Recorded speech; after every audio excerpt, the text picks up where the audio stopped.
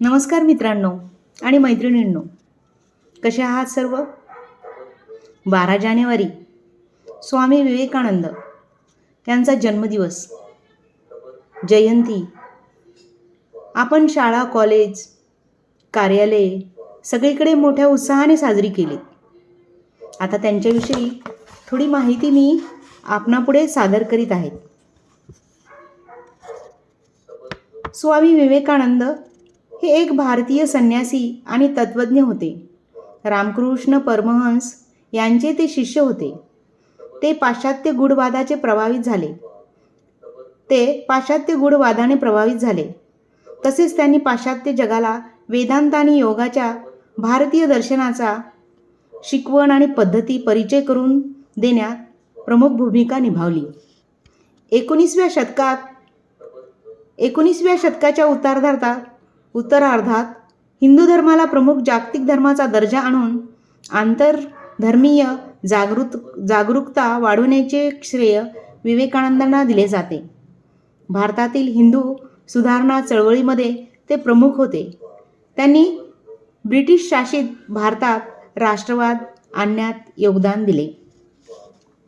विवेकानंदांनी रामकृष्ण मठ आणि रामकृष्ण मिशनची स्थापना केली. माझ्या अमेरिकेच्या बहिणी आणि बंधूंनो या शब्दांनी सुरू झालेल्या त्यांच्या भाषणासाठी ते फार प्रसिद्ध आहेत, ज्यामध्ये त्यांनी 1893 शिकागो येथील जागतिक धर्माच्या परिषदेत हिंदू धर्माचा परिचय दिला. बालपण उत्तर कोलकाता सिमलापल्ली येथे 12 जानेवारी 1863 सोमवारी सकाळी 6:32 विवेकानंदांचा जन्म झाला. त्यांचे नाव नरेंद्र ठेवण्यात आले. वडील विश्वनाथ दत्त हे कोलकाता उच्च न्यायालयात वकील होते. ते सामाजिक आणि धार्मिक बाबतीत पुरोगामी विचाराचे आणि दयाळू स्वभावाचे होते.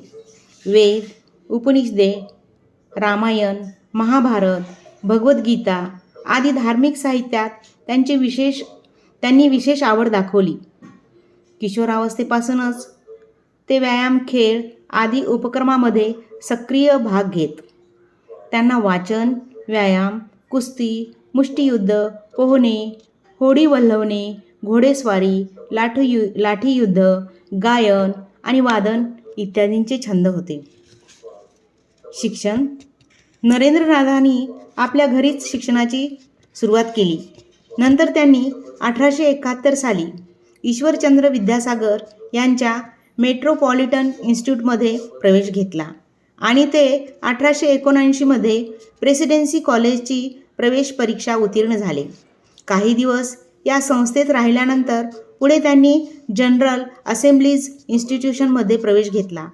तेथे त्यांनी तर्कशास्त्र, पाश्चात्य तत्त्वज्ञान आणि युरोपचा इतिहास यांचा अभ्यास केला.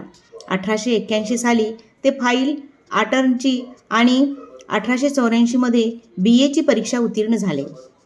नरेंद्रनाथांनी David Hume, Immanuel Kant, Gottlieb फिर्शे, Baruch de Spinoza, George Hegel, Arthur Schopenhauer, Auguste Comte, Herbert Spencer, John Stuart Mill आणि चार्ल्स डार्विन इत्यादी विचारवंतांच्या लेखनाचा अभ्यास केला होता.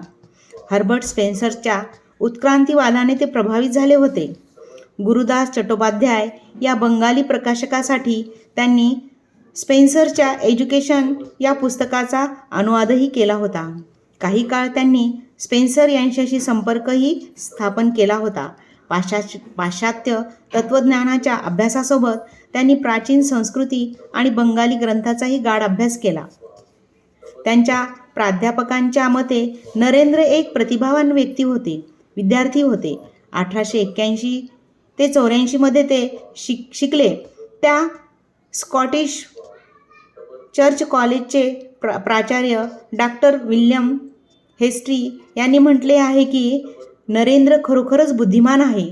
मी खूप फिरलो, जग पाहिले, परंतु त्याच्यासारखी प्रतिभा आणि बुद्धिसामर्थ्य असलेला मुलगा अगदी जर्मन विद्यापीठातल्या तत्त्वज्ञानाच्या विद्यार्थ्यांमध्येही मला बघायला मिळाला नाही. त्यांना श्रुतिधारा, म्हणजेच विलक्षण स्मरणशक्ती असलेला म्हटले जात असे. एवढ्या तरुण मुलाने एवढे वाचन असेल असे मला वाटलेच नव्हते, असे महेंद्रलाल सरकारांनी त्यांच्याशी चर्चा केल्यावर म्हटले होते. गुरु रामकृष्ण यांची भेट. कोलकात्याला शिमला नामक मोहल्यात सुरेंद्रनाथ मित्र यांनी रामकृष्ण परमहंस यांना आपल्या घरी एका समारंभासाठी बोलवले होते.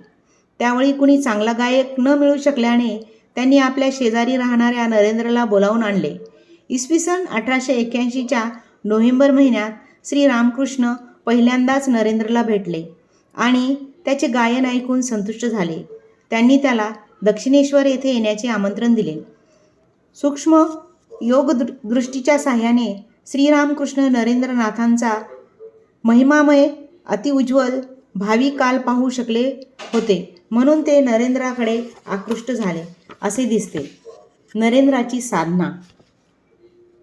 अनन्यचित्त होऊन गुरूंनी सांगितलेल्या मार्गाने साधना करीत नरेंद्र उन्नती साधत होता. रामकृष्णाच्या पवित्र सहवासात नरेंद्रात आमूलाग्र बदल झाले. त्यांच्यासह असलेल्या अन्य तरुण साधकांनी रामकृष्णांच्या आदर्शांना स्वीकारून काशीपूरच्या उद्यानात तपश्चर्या केली. रामकृष्णांच्या सेवेत हे सर्व तरुण सतत राहिल्याने त्या सर्वांच्या अपूर्व आध्यात्मिक प्रेमसंबंध जोपासले गेले. येथे या ठिकाणी भावी रामकृष्ण संघाची पायाभरणी झाली. गुरुभेट व संन्यास दीक्षा. याच ठिकाणी एक शुभ दिवशी रामकृष्ण यांनी आपल्या या सर्व शिष्यांना भगवी वस्त्रे देऊन संन्यास दीक्षा दिली. संन्यास ग्रहणानंतर गतकालीन युगप्रवर्तक संन्यासी मंडळींचे जीवन आणि उपदेश यांचे अनुशीलन करणे हेच नरेंद्राचे लक्ष बनले. नरेंद्राच्या घरी लहानाचे मोठे झालेले त्यांचे नातेवाईक डॉक्टर रामचंद्र दत्त हे रामकृष्णांचे भक्त होते. धर्मभावनेने प्रेरित होऊन नरेंद्राच्या मनात लहानपणीच तीव्र वैराग्य उत्पन्न झाले. हे पाहून डॉक्टर दत्त एकदा त्यांना म्हणाले, भाई, धर्मलाभ हेच जर तुझ्या जीवनाचे उद्दिष्ट असेल तर तू ब्रह्मोसमाज वगैरेच्या भानगडीत पडू नकोस. तू दक्षिणेश्वरीला श्री रामकृष्णांकडे जा. एके दिवशी त्यांचे शेजारी सुरेंद्रनाथ यांच्याकडे रामकृष्ण परमहंसांचे त्यांना दर्शन झाले. सुरुवातीचे काही दिवस रामकृष्ण नरेंद्रनाथांना आपल्यापासून क्षणभरही दूर ठेवू इच्छित नसत. त्यांना जवळ बसवून अनेक उपदेश करत.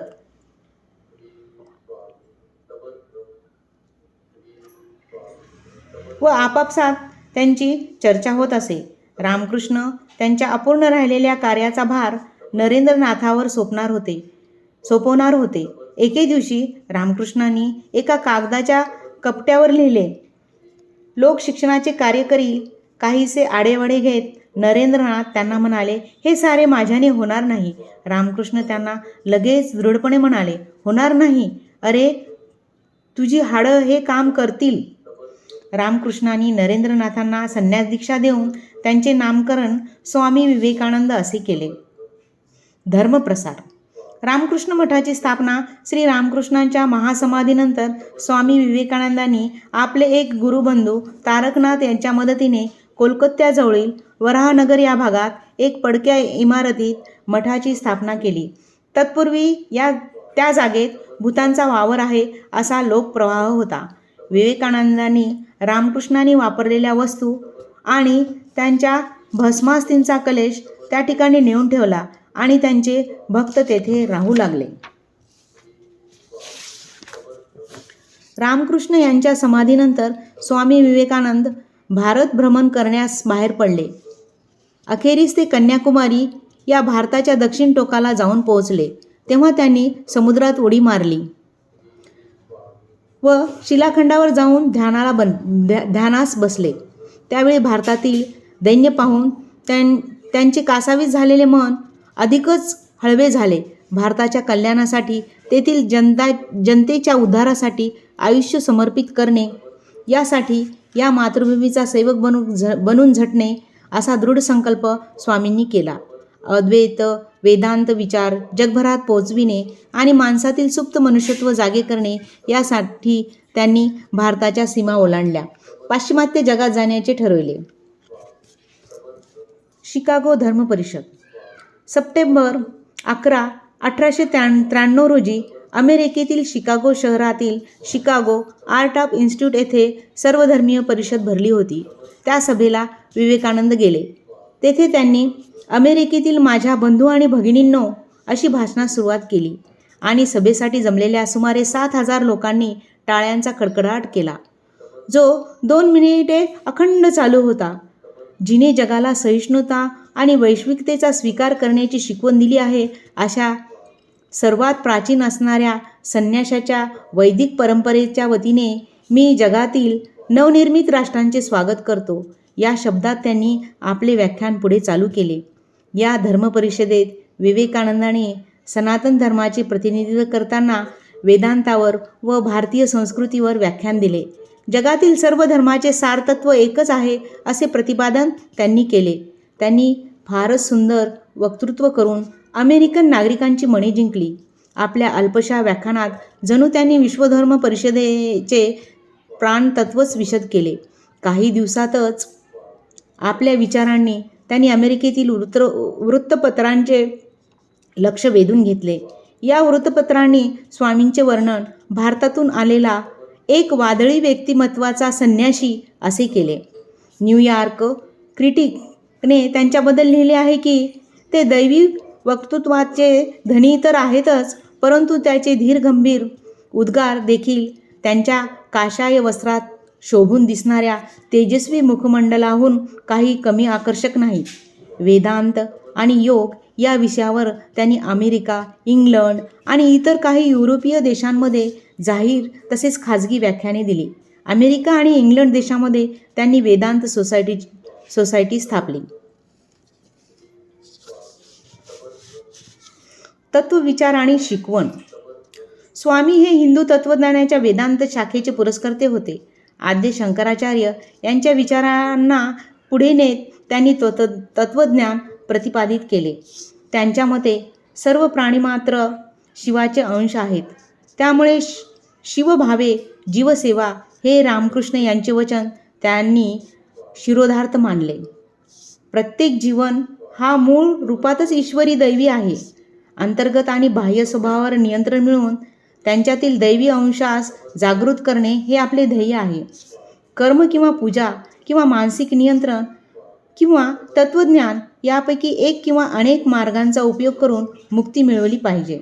उठा, जागे व्हा आणि आपले ध्येय प्राप्त होईपर्यंत थांबू नका. दरिद्री नारायण हा शब्द विवेकानंदांनी जगाला दिला.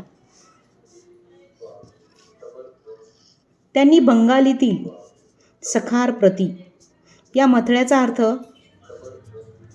मित्रास, इंग्लिशमध्ये टू अ फ्रेंड नावाच्या कवितेतील एक अंश, मूळ बंगाली उतारा. बहुरूपे सम्मुखे तोमार छाडी, कोथाय खुंजी छो ईश्वर, जीवे प्रेम करे जेई जन, सेई जन सेविषे ईश्वर. याचा अर्थ आहे, ईश्वर अनेक रूपाने तुझ्यासमोर उभा आहे. ते सोडून तू कुठे ईश्वराला शोधतोस? जे कोणी प्राणीमात्रांवर प्रेम करतात तेच ईश्वराची खरी सेवा करतात. आत्मसाक्षात्काराने ध्येय व ते गाठण्याच्या पद्धती. ज्याप्रमाणे अनेक शास्त्रांच्या स्वतःच्या पद्धती असतात, त्याप्रमाणे धर्माच्याही विशिष्ट पद्धती असतात. धर्माचे ध्येय गाठण्याच्या पद्धतींना आम्ही योग म्हणतो आणि आम्ही जे योग शिकवतो तो वेगवेगळ्या स्वभावांच्या व मनोधर्मांना जुळणारे असतात. त्यांचे वर्गीकरण असे. कर्मयोग. या पद्धतीनुसार कर्म व कर्तव्य यांच्याद्वारे मनुष्य दिव्य स्वरूपाचा साक्षात्कार करून घेतो. भक्तियोग. त्यानुसार सगुण ईश्वरावर प्रेम करून व त्याची भक्ती करून मनुष्य आपल्या दिव्य स्वरूपाचा साक्षात्कार करून घेतो. राजयोग. यानुसार मनसंयमाच्या द्वारे मनुष्य आपल्या दिव्य जीवनाचा साक्षात्कार करून घेतो.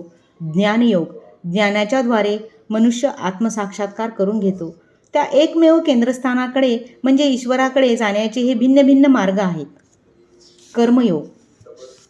अखिल मानवजातीचे चरम व अंतिम लक्ष्य ज्ञान हे होय. संसारामध्ये आम्हाला भोगाव्या लागणाऱ्या एकूण एक दुःख क्लेशाचे कारण हेच की आम्ही मोहग्रस्त होऊन सुखालाच आपल्या जीवनामध्ये अंतिम लक्ष्य ठरवून त्यासाठी सारखी धडपड करीत असतो. माणसाला आयुष्यात जेवढ्या म्हणून शक्तींना हाताळावे लागते त्यापैकी मानवी चरित्र घडविणारी कर्मशक्ती ही सर्वापेक्षा अधिक प्रबल होय. आपल्याला कर्म हे करावेच लागेल, पण त्याचबरोबर त्या कर्माच्या पाठीशी लपलेला कोणता हेतू आपल्या कार्यास प्रवृत्त करीत आहे हेही आपण हुडकून काढले पाहिजे. आणि मग सुरुवातीला आपले बहुतेक सारेच्या सारे हेतू स्वार्थाने लडबडलेले असल्याचे आपल्याला आढळून येईल. परंतु चिकाटी धरल्यास ती स्वार्थमलिनता कमी होत जाऊन अखेरीस समय येईल त्यावेळी आपण अधूनमधून निस्वार्थ कर्म करण्यास समर्थ होऊ. ज्या मंगलक्षणी आपण संपूर्ण निस्वार्थ होऊ त्या क्षणी आपली समस्त शक्ती एके जागी केंद्रभूत होईल आणि आपल्याला अंतरस्थ ज्ञान प्रकाशित होईल. ब्रह्मसंकल्पना.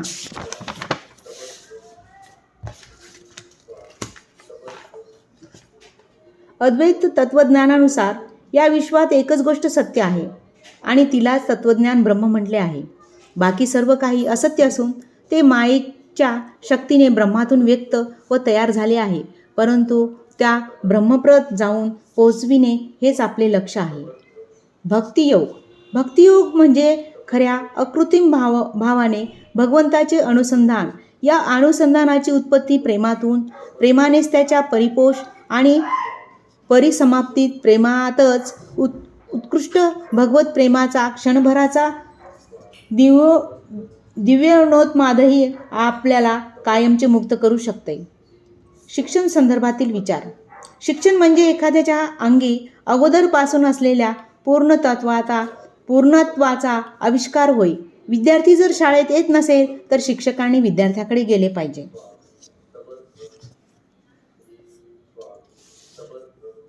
भारतावर आणि जगावर विवेकानंदांचा प्रभाव.